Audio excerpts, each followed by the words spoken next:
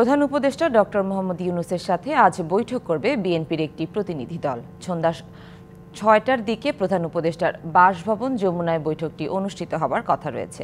দলটির নেতারা জানান, বৈঠকে নির্বাচনের তারিখ নিয়ে আলোচনা করবে বিএনপি। বৈঠকে বিএনপি নেতারা প্রধান উপদেষ্টার সঙ্গে দেখা করে দেশের সার্বিক পরিস্থিতি নিয়ে দলের অবস্থানের কথা তুলে ধরবেন।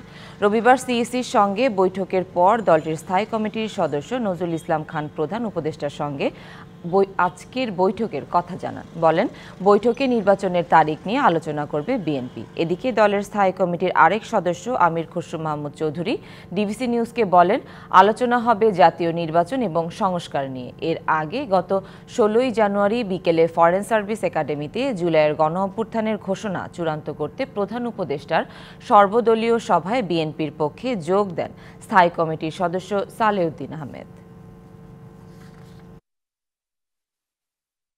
যেহেতু এই নির্বাচন ঘোষণার দায়িত্ব এখন সরকারের, তারিখ ঘোষণার বা করার, মানে কখন হবে এটা বলা, তারপরে শিডিউল ঘোষণা তো তারাই করবে, নির্বাচন কমিশন করবে।